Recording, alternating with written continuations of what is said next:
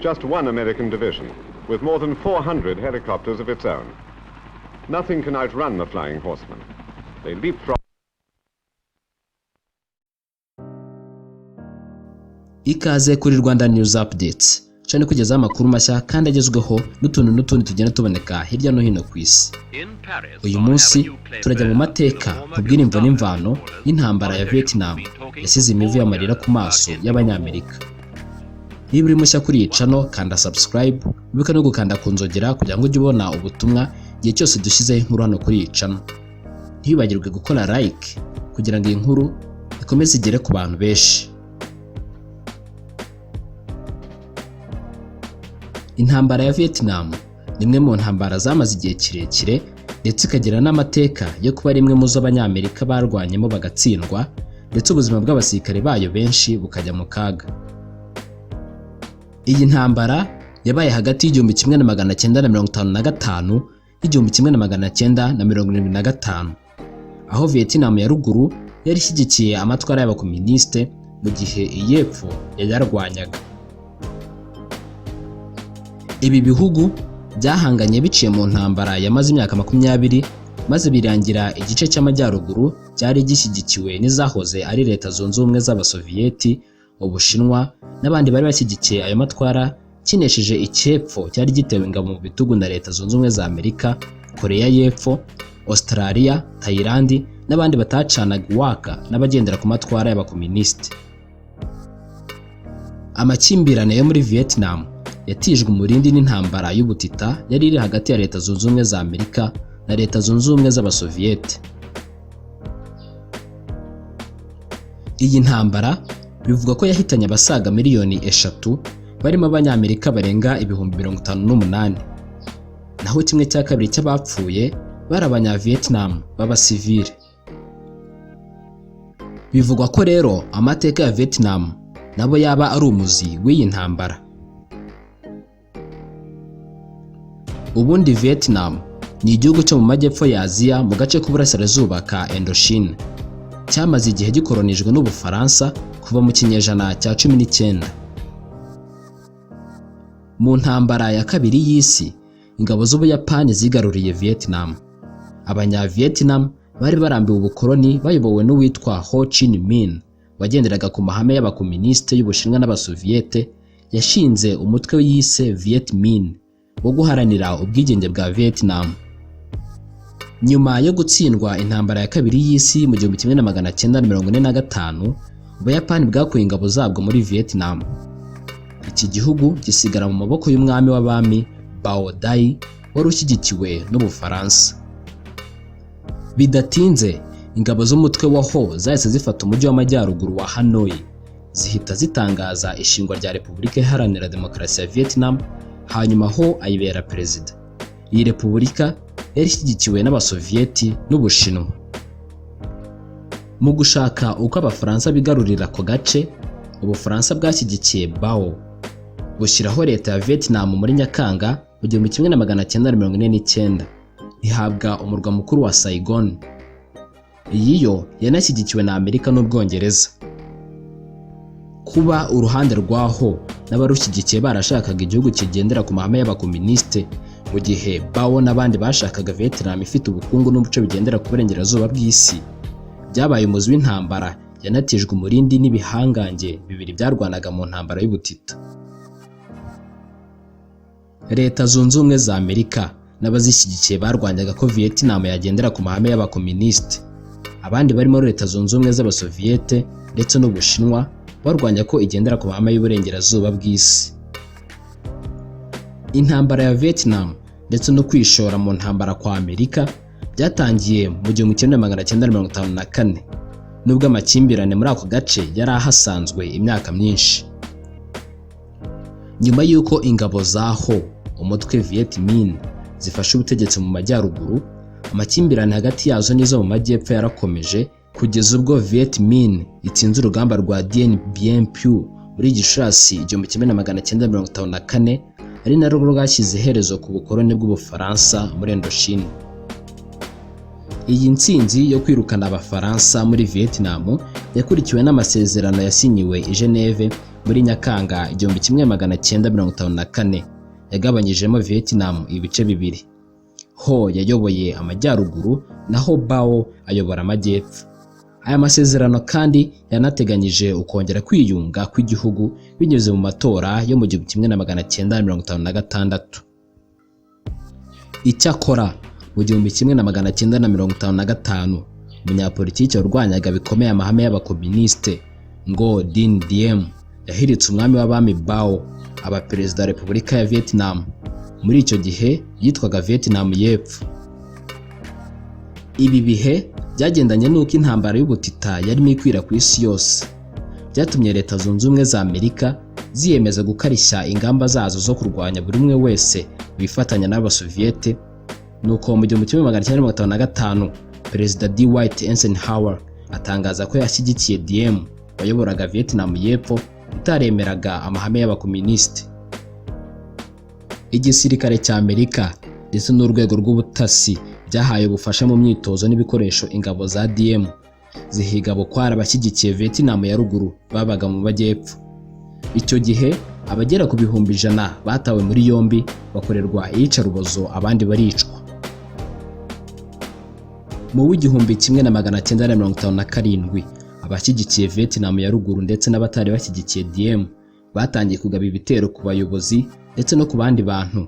Mu 1959 batangira kurwana n'ingabo za Vietnam y'Epfo.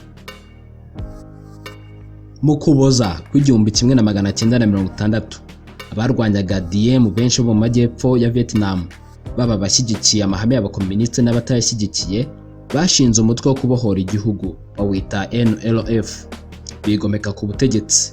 Aba bamenyekanye nka Viet Cong. Itsinda ryoherejwe na Perezida wa Amerika John Kennedy mu 1961 ryagaragaje ko Diem akeneye ubufasha kugira ngo atsinde abamwigometseho bo muri NLF.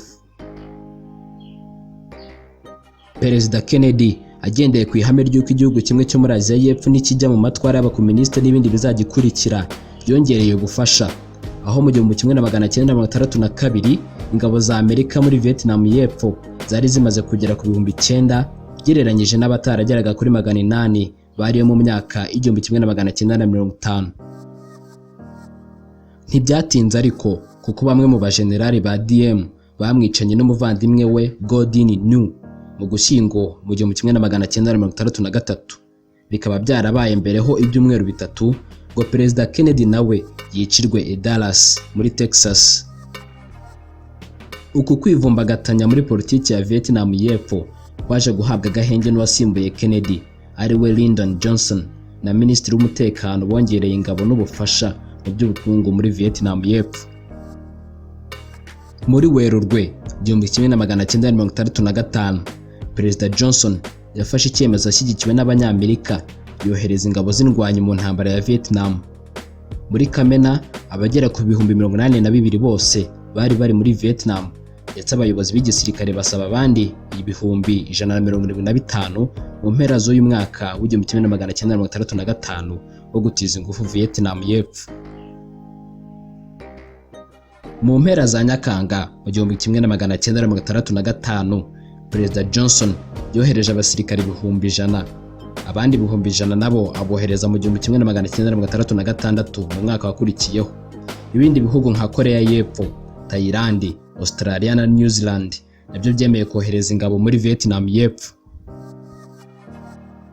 Amakuru yerekana ko Amerika yageze muri Vietnam mu 1945 igihe yajyaga gufasha Ubufaransa kwigarurira igihugu bwari bwarakolonije.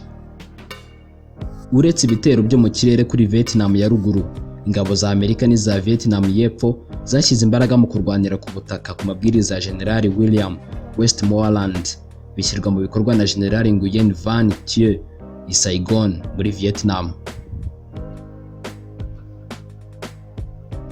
Uyu General Westmoreland yari ashishikajwe cyane no kwica ingabo nyinshi z'umwanzi kuruta kugarura umutekano mu gihugu.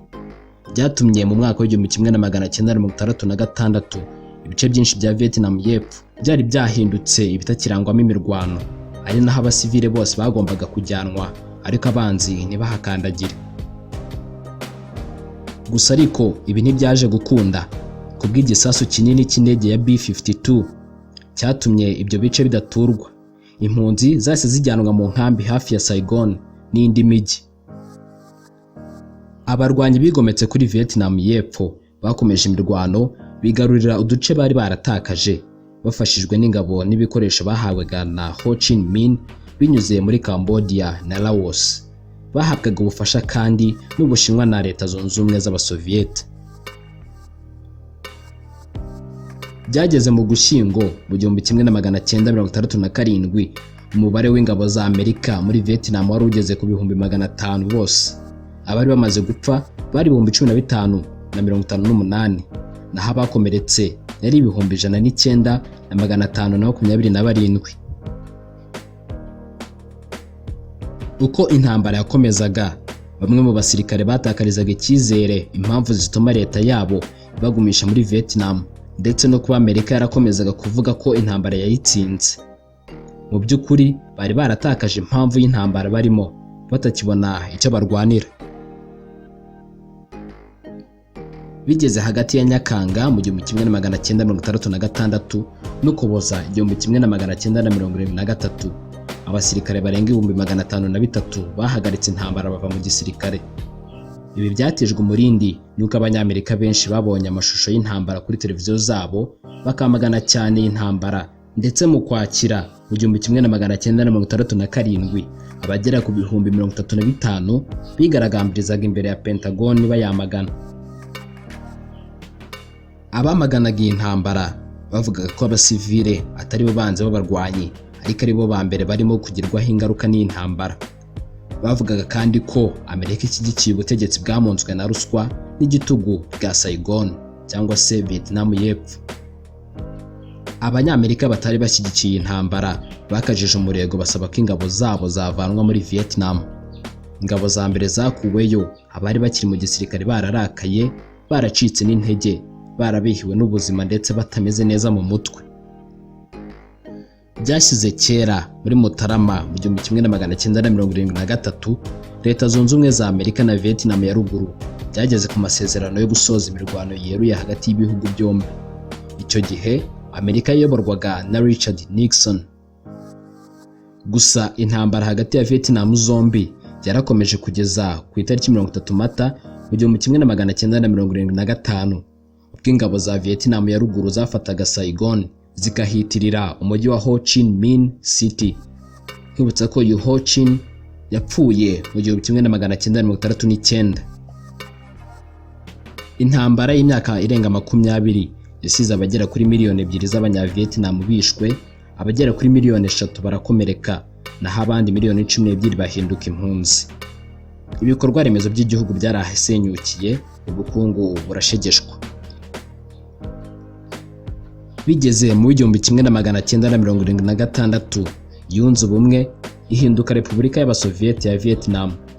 Nubwo ibikorwa by'ihohoterwa byakomeje mu myaka 15 yakurikiyeho, harimo amakimbirane hagati y'ibihugu baturanye nk'Ubushinwa na Cambodia.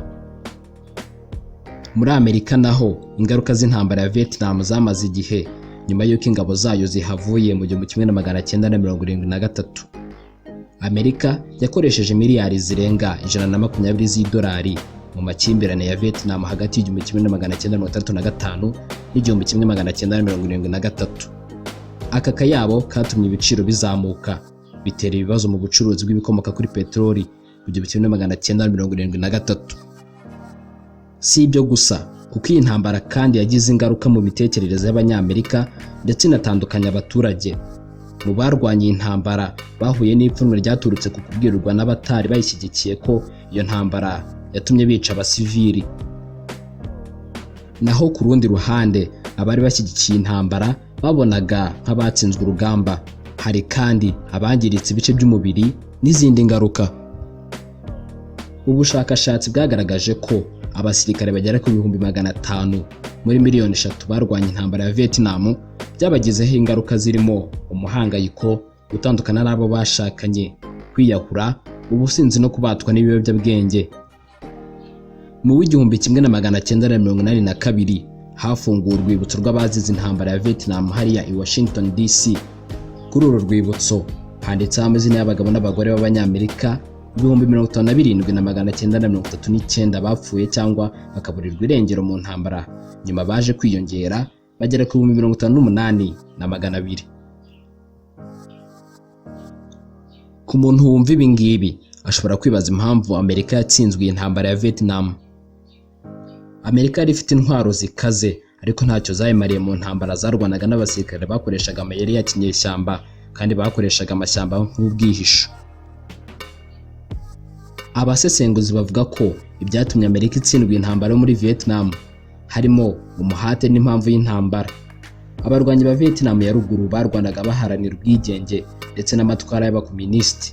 Ibi bigatuma bagira umuhate wo gutsinda intambara. Ikindi nuko aba Vietnam bari bararwanya izindi ntambara zirimo y'Abafaransa, ari nayo mpamvu yatumye bari bafite ubunararibonye ndetse bazi n'amayeri y'Abanyamerika. Ikindi kandi bari bazi aho barwanira, bazi kwihisha mu mashyamba yabo ku buryo kubavumbura byari bigoye. Bahawe kandi ubufasha bw'amahanga. Ubushinwa na Leta Zunze Ubumwe z'Abasoviyete babahaye miliyari 2 z'idolari nk'ubufasha bwo kurwanya Amerika hagati y'umwaka w'1965 n'1968.